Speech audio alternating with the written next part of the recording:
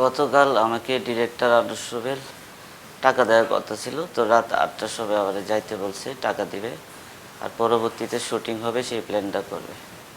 আমি টাকা পাই 14 লক্ষ টাকা। কালকে সে বিল উঠাবে। ৮টার সময় যাওয়ার পরে উনি আবার একটা ক্লাবের ভিতরে ঢুকাইলো। আমি বললাম ক্লাবে কেন? এই যে মগবাজার মুক্তিযোদ্ধা সংসদের সামনে। উনি বলতেছে বসার জায়গা নাই, তো এই জন্য এখানে যাব। তো ওইখানে ঢোকার পরে দেখলাম যে কেউ ছিল না। তারপরে আস্তে আস্তে ২০-৩০ জন পোলাপাইন আসলো, দরজা লাগিয়ে দিল। আয়সা তারপরে আবার জেরা করতেছে, তুই কি এসে টাকা পাস? তারপরে আমি বললাম আমি তো সব ডকুমেন্ট দিয়ে দিছি, ওনার কাছে আছে। আর আমারে উনি এই হিসাব মতো আমার এখানে ডায়েরিতে নোট করে রাখছিলাম, এটা সই উনি দিয়ে কাগজপত্রগুলো নিয়েছিল। আমি বলতেছে দেখালাম। এখন আবার শুধু পেঁচাচ্ছে। তারপরে বলতেছে তুই এখন 20 লাখ টাকা আইন দিবি, দিয়া এখান থেকে যাইবি, নাহলে এই পোলাপাইন দেখতেছস, এরকমভাবে আর কি ফোর্স করতেছে। তারপরে আবার এক পর্যায়ে মার শুরু করে দেয়, কানে পেটে ইচ্ছা মতো কতক্ষণ মারলো। আমি বললাম আমি আসলে 20 লাখ কই পাবো, আমি তো কাজ করি। বললাম দেখেন আপনাদের কাজ করে আমি চলি, আমি এত টাকা কোথায় পাবো? 20 লাখ টাকা আমার তো সম্ভব না, আপনারা প্লিজ আমার মাফ করে দেন। আমার এই টাকা পয়সা এখন না দিলেও পরে দিন, আমার সাইডে দেন। তো ওনারা সাড়ে নাই, 12:30 পর্যন্ত আমার সাথে ভালো ব্যবহার করছে। কিন্তু রাত 12:30টার পরে আবার ক্লাব বন্ধ করে মেইন রোডের উপরে একবার গলিতে ঢুকে একবার মারে, আরেক গলিতে ঢুকে আরেকবার মারে, টেকা আনা।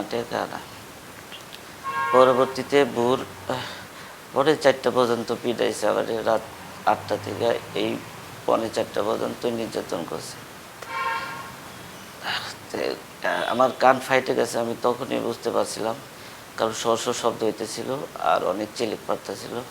আমি ওনাদের হাতে পায়ে ধরছি, কান্নাকাটি করছি যে ভাই মরে যাবো, আমার মা বোন ছাড়া আমার পৃথিবীর কেউ নাই, করে দেখতে হবে, আমার ছাইড়া দেন, আমার একটা কিছু হয়ে যাবে, আমার হাসপাতালে নিয়ে যান। কোনোভাবেই ছাড়বে না যতক্ষণ না আমি 20 লাখ টাকা আনাবো। তারপরে শেষ পর্যায়ে ওনারা ডিসিশন দিছে 5 লাখ টাকা 1 মাসের মধ্যে দিব, আর আমার বাইকের কাগজপত্রগুলো রাখছে, আর ভিডিও স্টেটমেন্ট নিয়েছে, ভিডিও করছে। আমার দিয়ে বলেছে যে 5 লাখ টাকা উনি আমার কাছে পায়, আমি তার কাছে পাই না। ওনাকে এই 5 লাখ টাকা আমি আগামী মাসে দিব, দিয়ে কাগজপত্র নিব, আর পৃথিবীর কাউকে এই কথা আমি জানাইলে এই জন্য আমি দায়ী থাকবো। এরকম স্টেটমেন্ট নিয়ে তারপরে আমাকে ছাড়ছে। তো সাথে সকাল হয়েছে, আমি উত্তরা হাসপাতালে যাই। এফজেসিনাতে যাওয়ার পরে ডাক্তার দেখানোর পরে উনি দেখে বলতেছে কান তো ফেটে গেছে, এখন তাহলে প্রাথমিক ট্রিটমেন্টটা নেন, কালকে একটা হাসপাতালে আপনি ভর্তি হয়ে যান, আজকের দিনটা দেখেন। তো ওষুধপত্র নিয়ে খাচ্ছি, এখন কান শস্য করতেছে। আর ওইখানে ওই আনুশ রুবেলের সাথে আসলে 20-30 জনের মধ্যে 4টা ছেলে খুবই বাজেভাবে মারতো। এরা এক একজন এক এক পরিচয় দিতেছে। একজনের নাম ইমরান, সে বলতেছে সে এক এমপিরে গুলি করছে, তারপরে বিদেশে গিয়ে 2 বছর ছিল, তার কিছুই হয় নাই, 2টা মার্ডারের আসামি। আমাদের বাংলাদেশে যেই প্রান্তেই থাকি 5 লাখ না দিলে এই আমাকে উঠায় নিয়ে আসবে, আমার ভোটার আইডিটা পরে রাখছে খুঁজে বাইর করার জন্যে। ইমরান ভাই, আরেকজনের নাম পার্থ ভাই, আরেকজনের নাম কি যেন রাশেদ, আরেকজনের নাম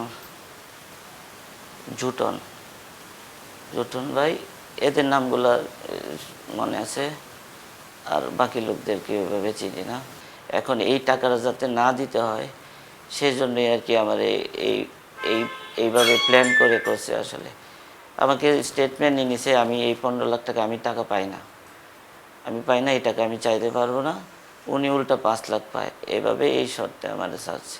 আমি 15-16 বছর যাবৎ কাজ করি, ইতিপূর্বে কখনো এরকম দেখি নাই যে এরকম হয়। আমরা আরও কাজ করি, এটা বুঝতেই পারি নাই। যখন ঢুকাইছে তখন থেকে বুঝতেছি ওনার একটা কিছু প্ল্যান করছে। তারপরে বুঝতে পারছি আস্তে আস্তে টাকা দিবে না দেওয়ার জন্য এগুলা আর কি আগে থেকে ওরা একটু প্ল্যান করে নিয়েছিল। এইভাবে এখন কাজটা ওরা প্ল্যান করে করছে।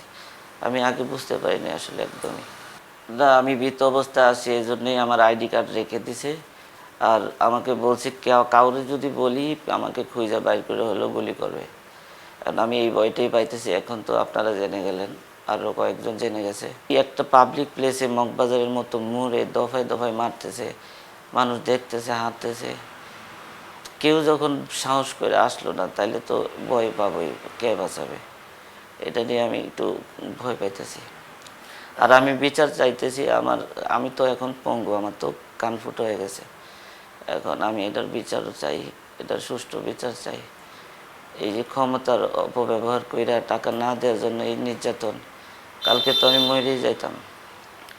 আমার অন্ডকুশে লাথি পাচ্ছে, আমি আধা ঘন্টা প্রায় অজ্ঞান ছিলাম।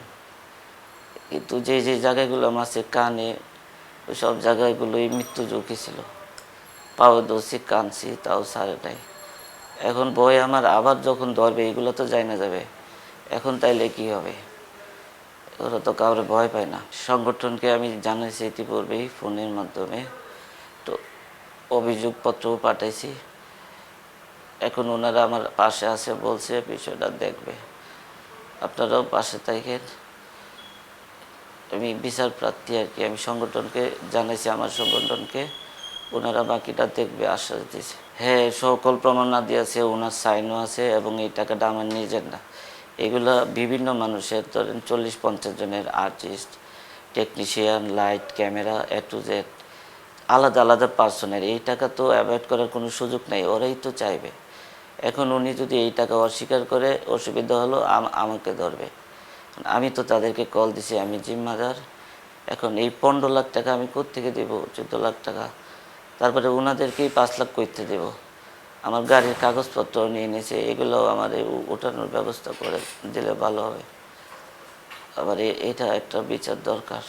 আমি চাই আইনের আওতায় আসুক, কারণ এই বিচার না হলে আমার সামনে ওই দিনই আরেকজনের নাম শামীম, ঠিক একই কায়দায় আমার সামনে এভাবে মারছে। সারা রাত ওনারেও মারছে, শামীম ভাই নাম। ওনার কাছ থেকেও ওই টাকা দিবে না, আর 2 লাখ ওনারে জরিমানা করছে, 1,80,000। ঈদের আগে 1 লাখ দিতে হবে, ঈদের পরে 80,000। তো ওনারেও সেম। আবার ওই দিনই জানতে পারি আমার সাথে যে ছিল সানি নাম, তার সামনে 1 মাস পূর্বে বাপ্পি খান ডিরেক্টর নাম ওনার, বাপ্পি খান ডিরেক্টরও একই কাজে এই ক্লাবেই নাকি আটক করে 2.5 লাখ টাকা ওনার কাছ থেকেও নিছে, 2.5 লাখ টাকা। কারণ আমার কাছে মনে হচ্ছে ওরা এটাই করে। এটার বিচার না হলে এরা তো আরও করবে, অনেকের সাথেই করবে। আমি তো কোনোভাবে জীবন নিয়ে বাঁচতে পারছি, আজ যাতে না ঘটে এই এই আশা সকলের কাছে।